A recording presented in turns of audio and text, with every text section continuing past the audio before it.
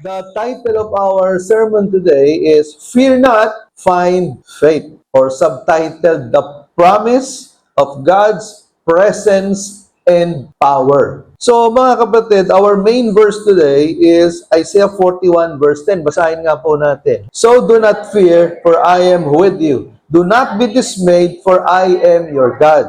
I will strengthen you and help you. I will uphold you with my righteous right hand. So, makikita po natin mga kapatid, that is one of the most important and most loved verses in the entire Bible, Old and New Testaments. So, ano bang gustong ituro sa atin ng Panginoon? Tatlong mahalagang bagay po. Una, the command to refrain from fear. Ibig sabihin ng refrain, tumigil. Okay? The command, yung utos na tumigil ka na matakot. Kaya sabi dito, do not fear. It is a command from God. Naunawaan po ninyo, utos yan eh. Huwag kang matakot. Hindi sinabi na, pwede ba huwag kang matakot? Hindi. It is a command from God. So definitely, if we disobey the command of God, we are sinning against God. So if you are living in fear, that means you are living in sin. Kasi hindi mo sinusunod yung utos ng Diyos na do not fear. Pero tingnan po natin dito, bakit ang sabi dito, do not fear? Okay? Because, ang sabi dito, God's presence, for I am with you. Yun ang sabi dito eh. Do not fear, for I am with you. Yun ang sabi dun sa verse. It is an assurance of accompaniment. Okay? God assures His people that His presence is constant. He is near in every trial and trouble, so there is no need to fear. So, ibig sabihin, ang Panginoon lagi nating kasama. Kaya walang dahilan para tayo matakot. Ang sabi dito, the phrase do not fear is a strong command to take courage and trust in God.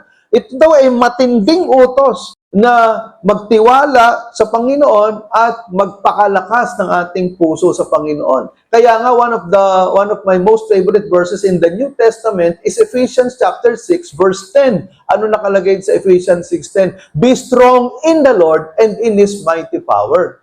Okay? So, the reason for this command is immediately provided. God's presence. Ang sabi dito, the word with emphasizes nearness, signifying that God is not far or uncaring. Yung salitang with, okay? Yung salitang with now, for I am with you. Ito raw ay tumutukoy na ang Diyos ay malapit sa atin, kasama natin, at nagpapatunay na ang Diyos ay nagmamalasakit na Diyos, for I am with you. Naunuhaan po ninyo. So parang halimbawa, di ba, pagka yung mga bata natatakot, pero pag nakita na nila yung tatay sa kayong nanay, di ba, biglang lumiliwanag yung mukha eh. Naunuhaan po ninyo, halimbawa yung mga bata na iniwan mo sa school dahil may pasok, pero dahil parang natatakot yung bata, dahil hindi niya kakilala yung mga kasama niya. Pero nung nakita yung nanay, yung tatay, lumiwanag yung mukha eh. Kasi na-realize tong bata na ando na yung kanyang tagapagtanggol. Naunawaan po natin. So, in application, in moments of crisis, whether physical, emotional, or spiritual, we are reminded that God's presence calms our deepest fears. Ibig sabihin, yung presensya ng Diyos, yun ang nagpapakalma sa atin eh. Tama ba? Dahil, do you know your God? Kilala mo ba ang Diyos mo? Kasi, depende yan sa pagkakilala mo sa Diyos mo eh. Kung ang Diyos mo, pagkakilala mo sa Diyos ay makapangyarihan, is our sovereign God, the one who created the heavens and the earth. So, definitely, your knowledge of God will calm your fears. It will calm your fears. Ibig sabihin, papayapain ka nito eh. Naunaan po natin. Now, in the New Testament, Jesus is called Emmanuel. Kaya napakaganda ng pangalan na Emmanuel eh. Because God with us, hindi God against us. God with us, kasama natin ang Diyos. Ibig sabihin, God's presence is with us in times of sickness and disease. In times of poverty and financial struggles. Kapag may sakit ka, kapag ikaw ay dumaranas ng mabigat na karamdaman, kasama mo ang Diyos. Kapag ikaw ay nasa panahon ng kahirapan, sa panahon na ikaw wala kang trabaho, sa panahon na hindi mo alam kung saan kukuha ng pambayad ng bills, kasama mo ang Diyos. Sa panahon na ikaw ay nalilito, during the times of confusion and chaos, kaguluhan, magulo sa pamilya, magulo ang mundo, God is with you. Sa panahon na ikaw ay nalulungkot, loneliness and sadness, na ikaw ay nag-iisa, kasama mo ang Diyos. Sa panahon na ikaw ay discouraged and depressed, kasama mo ang Diyos. Because Jesus is your Emmanuel, He is with you. Naunawaan po natin. Now, Jesus is just a prayer away. Naunawaan po natin na ang Diyos, kasing lapit lang siya ng panalangin. Ang tanong, how much do we pray? How much do you pray? How important is prayer to you? Gaano kahalaga ang panalangin sa iyo? Baka nananalangin ka lang kapag bago matulog o kaya bago kumain. That is not enough. Dapat meron kang at least 15 minutes of solid prayer time every day. Naunawaan po ninyo. Kapag ikaw kinakabahan ka, kapag ikaw nalilito ka, kapag natatakot ka, manalangin ka. Naunawaan po natin, manalangin ka. Kaya nga, one of our favorite verses, 1 Peter 5:7, cast all your worries upon Him because He cares for you. Ibalibag ninyo lahat ng alalahan ninyo sa Diyos. Bakit? Dahil nagmamalasakit siya sa iyo. Okay?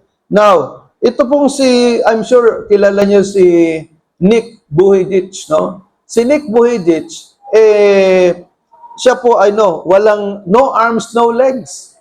Okay? So, yung pinakakwento kay Nick Vujicic, he was born without arms or legs. He has become a global motivational speaker, inspiring millions of people with his story. Despite the physical challenges he faces daily, Nick has found strength in his relationship with God. He speaks openly about how he felt hopeless and even considered taking his life when he was younger. So sobrang depression po ang inabot nitong si Nick Vujicic dahil nga no arms, no legs eh. Walang kamay, walang paa. Yung paa lang niya, parang hinlalaki lang. Yung yung chicken leg na drumstick, parang ganun lang. But over time, Nick realized that God's strength was available to him even in his greatest weakness. Through God's empowerment, Nick found a new purpose and has used his story to encourage others who feel hopeless. His life shows that God truly strengthens those who feel weakest and most incapable. So, ibig sabihin, can you imagine, tayo nga, kumpleto, di ba? Sino dito kumpleto ang kamay at paa? Pakitaas ang kamay. Sino dito kulang ang kamay at kulang ang paa? Meron ba? Mapalad tayo, di ba? Mas mapalad tayo kaysa kay Nick Vujicic, di ba? Pero itong taong ito, he was able to inspire millions of people all over the world.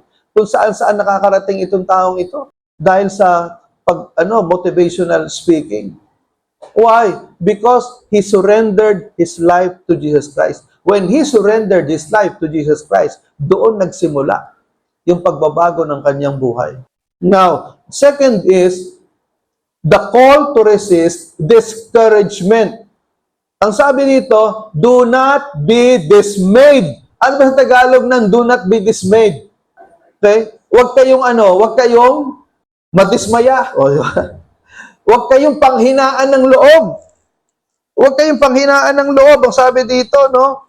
So, ang sabi dito, God's promise, for I am your God. Ako ang inyong Diyos. Kaya nga, depende sa Diyos mo eh. Ano bang klase ang Diyos meron ka? Yung bang Diyos na meron ka, kaya kang isalba sa mga mabibigat mong problema? Kaya ang sabi dito, do not be dismayed. Huwag kang madismaya kasi kasama mo ang Diyos. Alam niyo ba ang background nitong Isaiah chapter 41? Sila ay nasa panahon ng kahirapan. Sila ay nasa panahon na sila ay kinubkob ng ibang bansa dahil sa kanilang kasalanan.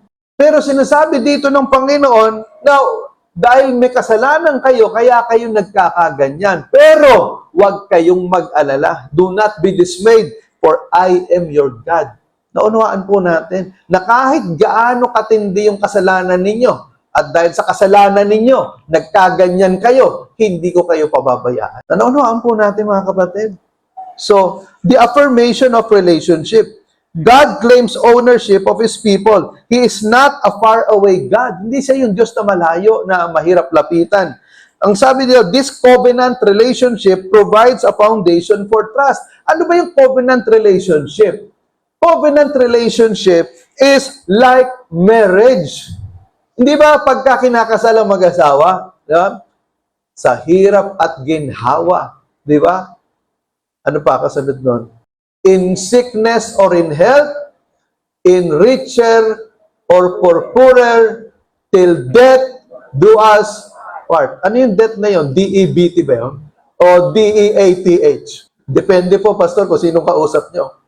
Marami kasi nagkakahiwalay dahil sa utak, you know?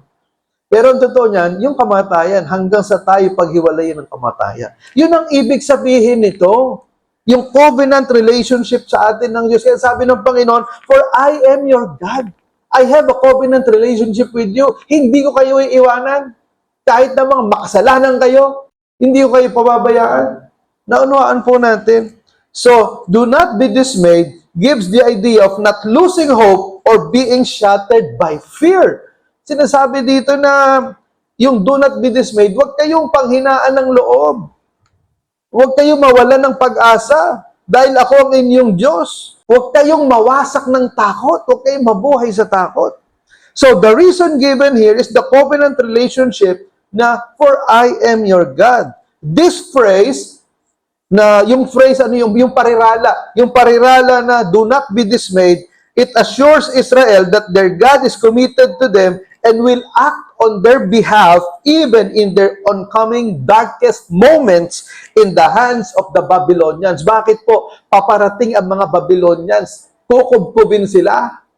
So, kaya inuunahan na sila ni Lord na kahit paparating yung mga Babylonians na yan at kukubkubin kayo, hindi ko kayo pababayaan. Naunawaan po natin. Dahil because of our covenant relationship. Para sinasabi sa inyo ng Panginoon, kahit gaano kabigat yung problemang pagdadaanan mo, huwag kang matakot, huwag kang masiraan ng loob dahil hindi kita iiwan. Sasamahan kita. I have a covenant relationship with you. We will go through that problem. In application, when life causes despair, ano yung despair? Kasi payuan. Be it sickness, financial pressure, academics, or relational problems, we remind ourselves that God is personally committed to help us because of His covenant relationship with us. Alam niyo salitang committed, nakatalaga. Ibig sabihin, committed ang Diyos sa atin. Kung yung mga mag-asawa naghihiwalay, pero ang Diyos hindi tayo hiwalayan. Maliban na lang na ikaw talaga ang tumalikod sa Diyos. Naunawaan po natin. Kaya yan ang pinakamalaking pagkakamaling magagawa mo, yung tumalikod ka sa Diyos. Pero hanggat hindi ka tumatalikod sa Diyos, hindi ka iiwanan ng Diyos. Naunawaan po natin. Amen ba doon? Amen. Now, one of my favorite verses during my college years, no, sa UE when I took up engineering, yung Deuteronomy 31:6. Ay, alam niyo naman gaano kahirap ang engineering. No? Hindi mo ako matalinong estudyante.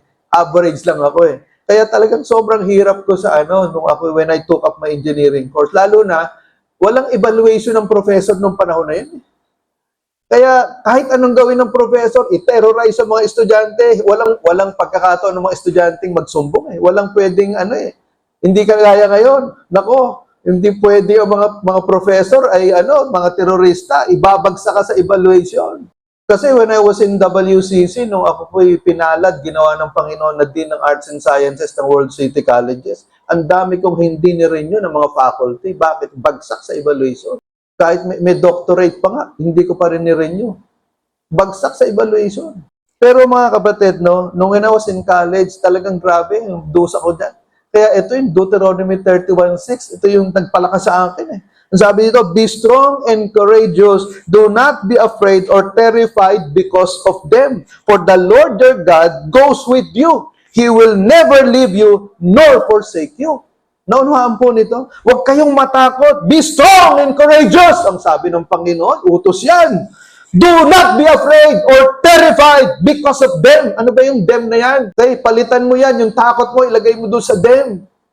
Ang sabi diyan, for the Lord your God goes with you. Kasama mo si Lord. He will never leave you nor forsake you. Ganon din sa Hebrews 13:5. Ang sabi dito, huwag kayo magmukhang salapi. Masiyahan na kayo sa anumang nasa inyo sapagkat sinabi ng Diyos, hindi kita iiwan ni pababayaan man. O, di ba?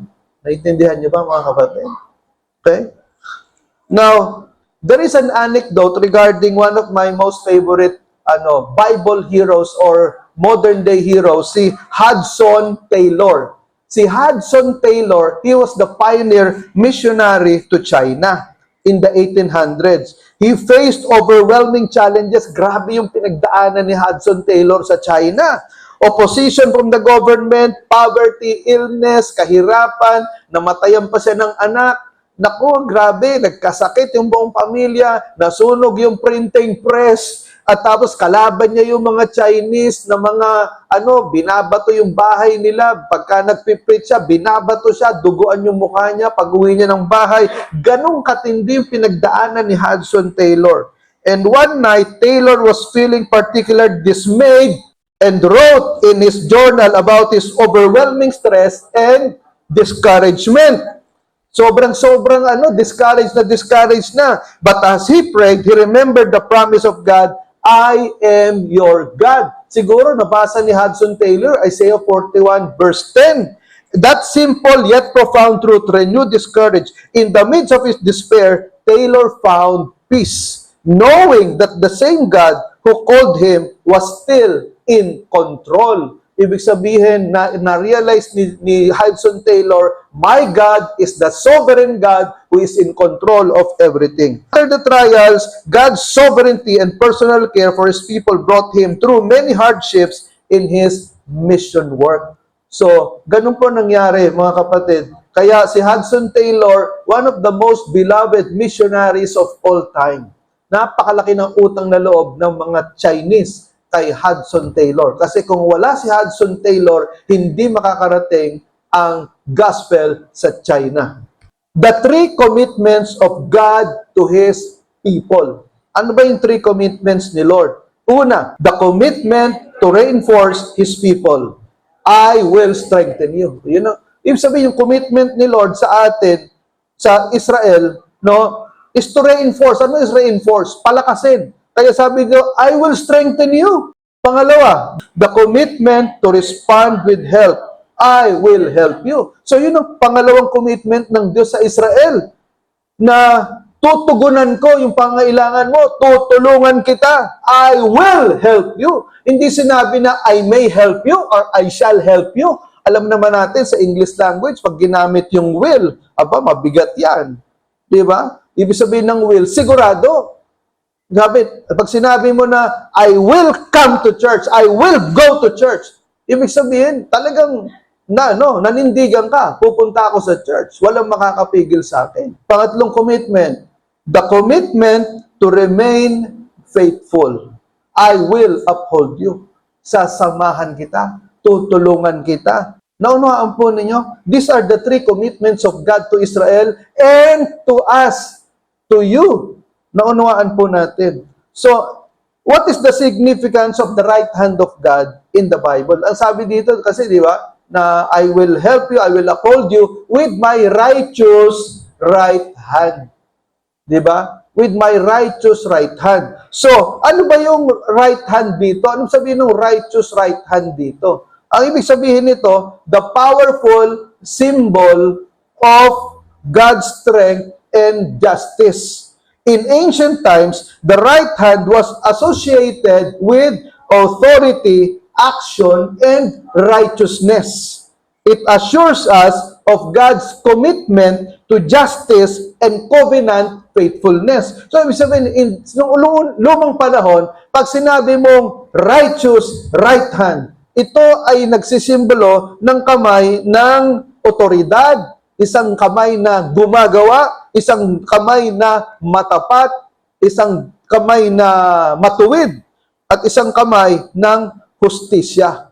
So, in other words, the right hand of God means that God has the final say in the events in your life. He is in control of the situation in your life. That's why we should not be afraid or discouraged. Pag sinabi ng Diyos, I will uphold you with my righteous right hand, sabi ng Panginoon, I have the final say to your situation. Hindi yung boss mo, hindi yung doktor, hindi yung teacher mo, hindi yung magulang mo, hindi yung asawa mo. I have the final say to your situation. Naunawaan natin mga kapatid. That is the meaning of, I will uphold you with my righteous right hand. Nothing will happen to you without my permission. Naunawaan po natin mga kapatid. Palakpakan nga natin si Lord. So, kagaya nito, si Dodie Austin, no? The mother of well-known pastor Joel Austin, she was diagnosed with terminal liver cancer. The doctors gave her just a few weeks to live. Hindi nga few months, few weeks to live. Parang isang buwan, ano? Saying there was nothing more they could do for her instead of accepting this prognosis. Pinauwi na ng bahay, wala na eh. Kumbaga parang palliative care na, wala na eh. Give up na yung mga doktor. Dodie turned to prayer and scripture. She believed in God's healing power and held on to verses like Psalm 107 verse 20, which says, He sent out His word and healed them. She refused to let go of her faith. Talagang yung pinanghawakan yung faith. Reading healing scriptures daily and thanking God for her healing even when her body still showed signs of the illness. Kahit na may sakit, nararamdaman niya yung sakit, pero pinanghawakan niya yung mga pangako ng Diyos. Talagang kililain niya yun. Sabi niya, hindi ako papayag, Lord, na itong mga pangakong ito ay mawawala ng bisa, mawawala ng kapangyarihan sa buhay ko. Siguro sinabi ni Dodie Austin, hindi ka sinungaling, hindi ka mapagbiro, ang mga pangako mo ay totoo at tapat dahil ikaw ay Diyos na totoo at tapat sa iyong mga pangako. Yun ang pinanghawakan ni Dodie Austin. That's why nakagawa siya ng libro based on her situation. And eventually, to the astonishment of her doctors, nagulat yung mga doktor, her cancer disappeared completely. Hindi nga dumaan to ng chemo kasi hindi na kaya ng chemo eh. Pinauwi na nga siya eh. So, decades later, she is still alive and healthy, sharing her testimony of divine healing. Palakpakan nga natin ang Panginoon, purihin ang Diyos. So, in life application, basahin natin, God's presence, for I am with you. God's accompaniment dismisses fear. Ibig sabihin, kasama natin ang presensya ng Diyos. For I am with you. Pangalawa, God's partnership. For I am your God. God's covenant relationship drives away despair. So, ibig sabihin, partner natin si Lord eh. Yung bang partner, pinapabayaan yung, di ba? Yung mag-asawa, pinapabayaan ba ng asawa lalaki, yung babae yung lalaki? Hindi, di ba? Kasi mahal nila yung bawat isa eh. Gaano pa kaya ang pagmamahal ng Diyos? Naintindihan mo ba? God is your partner. Okay? In life, in trials, in temptations, in troubles, in tribulations. Because for I am your God. Pangatlo, God's power. I will strengthen you. God's strength sustains us. Alam niyo ba ako na pag nangihina ako physically, spiritually, emotionally, yung Ephesians 6:10, grabe ilang beses ko na napatunayan yan. Be strong in the Lord and in His mighty power. Kapag nire-recite ko yan, paulit-ulit, 5 minutes, nararamdaman ko talagang lumalakas ako. For Ephesians 6:10, kiniklaim ko talaga yan. Be strong in the Lord and in His mighty power. Be strong in the Lord and in His mighty power. Ramdam na ramdam ko talaga. After 5 minutes, nararamdaman ko yung lakas ng Panginoon. I will strengthen you. Pangapat, God's provision. Ano ba yung provision? Provision, ibig sabihin, yung pagbibigay ng Diyos. I will help you. Ang sabi ng Bible, sabi ni Lord, I will help you. God's help surrounds and supports us. Ibig sabihin, ang Diyos ang magpo-provide ng pangangailangan mo. Naunuhaan po natin na ilan sa inyo, napatunayan nyo na yung Matthew 6:33. Ano yung Matthew 6:33? Seek first the kingdom of God and His righteousness, and all these things will be added unto you. Kapag inuna mo ang Panginoon, hindi ka pababayaan ng Diyos. Naintindihan niyo ba? Ako, mga kapatid, napakarami kong patotoo na inuna ko ang Panginoon sa paglilingkod at hindi niya ako pinabayaan. Ito meron pa akong kwento. Nung ako, kasi pastor ako ng Crosswalk Caloocan, ako yung unang pastor niyan. And then, nag-resign ako doon after 4 years, 1997, nagpastor ako ng Baptist. Alam niyo ba, ang birthday ko, April 26, 1906. Nung nasa Baptist na ako, mga September yun, mga July, September, offering time na, ang laman ng pera ko, it was 1997, 1998 pala. Ang laman ng wallet ko, 30 pesos. Offering time na. Nangusap ang Holy Spirit sa akin, ibigay mo lahat yan. Ako, binigay ko lahat, 30 pesos. Sabi ko, di ba, dito naman yung asawa ko. Ang pamasahin nun, 2 piso. Hindi mo ako pabayaan ng asawa ko pag uwi sa Karuhatan. Alam niyo, pag uwi ko nasa bahay na kami, si Christy, umaatay na sa Central. Pag uwi ni Christy sa bahay, Kuya, may nagbigay sa'yo ng sobre. Parang galit pa eh. Nagbigay sa'yo ng sobre. Nakita ko doon, Happy birthday, Pastor Joey Floresta. Ang birthday ko, April 26. Kailan ibinigay ni Christy yung sobre? Mga July. Alam nyo, saan galing yon? Galing nyo sa Crossroad Caloocan. 1 taon na akong hindi nagpapastor doon. Alam nyo ba magkano ang laman? Hulaan nyo magkano laman? 300. Naintindihan nyo? 30 pesos yung binigay ko, ang bumalik 300. Naintindihan nyo ba? Is that coincidence? Grabe, no? Kung coincidence man yan, grabe naman coincidence yan. Bakit kung kailan yung ang tagal na, ilang buwan nang nakalipas yung birthday ko, at nung kailan ako nagbigay ng 30 pesos, saka dumating yung 300 pesos na sobre? Naintindihan nyo ba? That is what you call financial miracle. Naintindihan nyo ba? Di ba sa atin dito, ang faith na ang hina? Nagpapasubo kayo kay Lord. Kaya tuloy, hindi umaalago yung financial condition ninyo. God will provide. No? God will provide. Subukan mo ang Panginoon. God will provide more than your needs. Naunawaan po ninyo. Okay, panghuli, God's protection. I will uphold you. God's hand secures us with stability. Ibig sabihin, God will protect you. Hindi ka pababayaan ng Diyos. Iingatan ka ng Diyos. Naunawaan po natin. Alam niyo, lagi kong ini-invoke yung Hebrews 1:14. Anong Hebrews 1:14? Angels of God are sent to serve those who will inherit salvation. Ang mga anghel, ipinadala ng Diyos para paglingkuran yung magmamana ng kaligtasan. Sino ang magmamana ng kaligtasan? Believers. Kaya lagi kong sinasabi, I invoke, Lord, I invoke Hebrews 1:14 over my life, over my family's life, over the church. Kapag sa pakiramdam, parang kinakabahan ako, parang may aksidente mangyayari, o parang pakiramdam ko, parang may masamang mangyayari sa akin, o kay David, o sa asawa ko, o sa whoever is in the church. Ini-invoke ko yan, Lord, I invoke Hebrews 1:14. The angels of God are sent to serve those who will inherit salvation. God's protection. Angels, our secret agents. Hindi nyo nakikita yung mga anghel.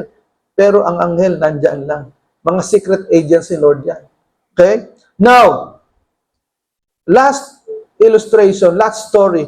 Kilala nyo ba si Shadrach, Meshach, Abednego? Si Shadrach, Meshach, Abednego, mga kapatid, mga kaibigan ito ni Daniel, na mula sa Judah ay in-export, in-exile, papuntang Babylon. Okay? Ang Babylon, mga kapatid, ito ay modern-day Iraq. Okay? Ang Persia, modern-day Iran. Okay? Yung modern-day Iraq, yung ancient Iraq na Babylon, so ang hari dito ay si Nebuchadnezzar. Kaya si Nebuchadnezzar, ang tingin sa sarili niya, Diyos siya eh. Kaya sabi niya, pagka bumatingting itong lahat kayo luluhod at sasamba sa aking rebulto.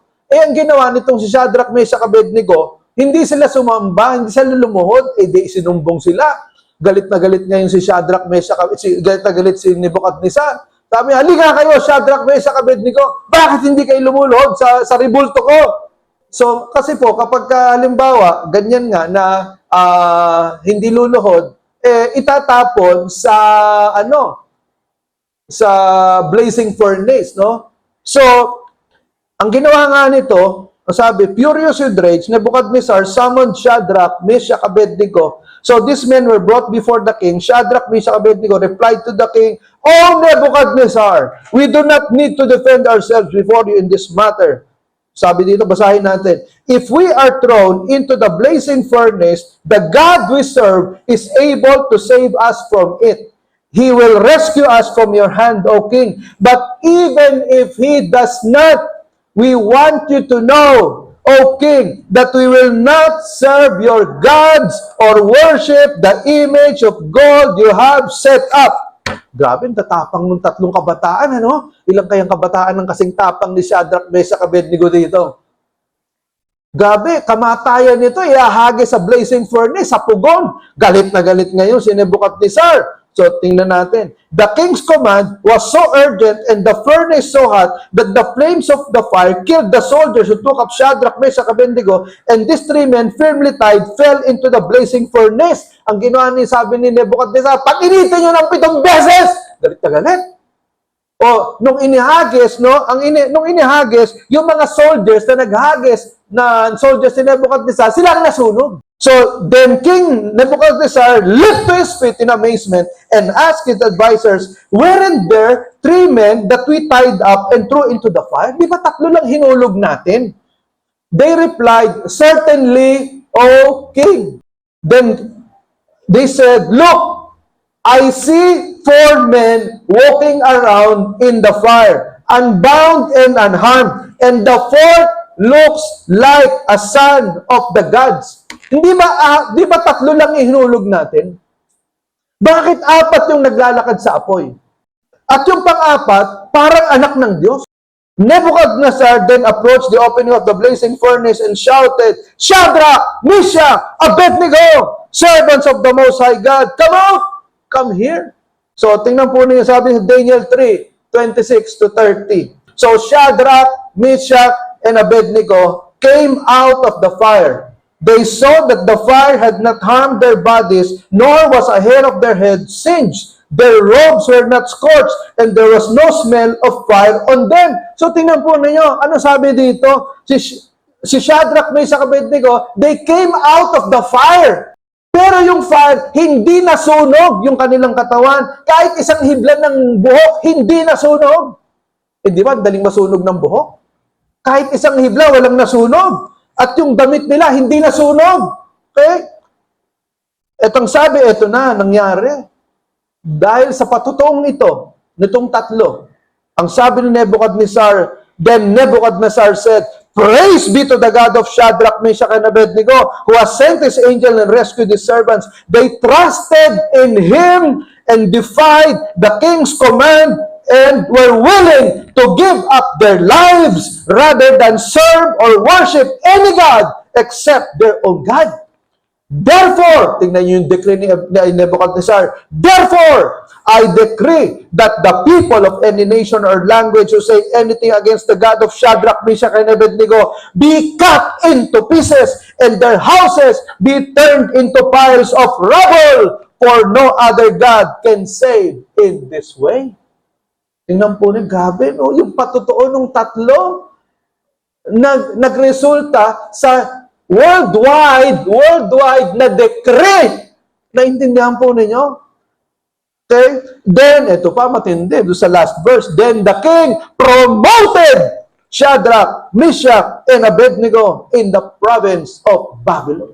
Wow! Palakpakan nga natin ang Panginoon. Grabe, di ha? Naintindihan niyo ba? Yung patutuo nitong 3 ito na handa silang mamatay para sa kanilang pananampalataya. Pero ano nangyari? Yung kanilang pananampalataya ang nagligtas sa kanila sa tiyak na kamatayan. Pero tingnan nyo, maganda yung sinabi nila eh. Our God is able, no? Our God is able to save us. But even if He does not, kayang-kaya kami iligtas ng Diyos namin.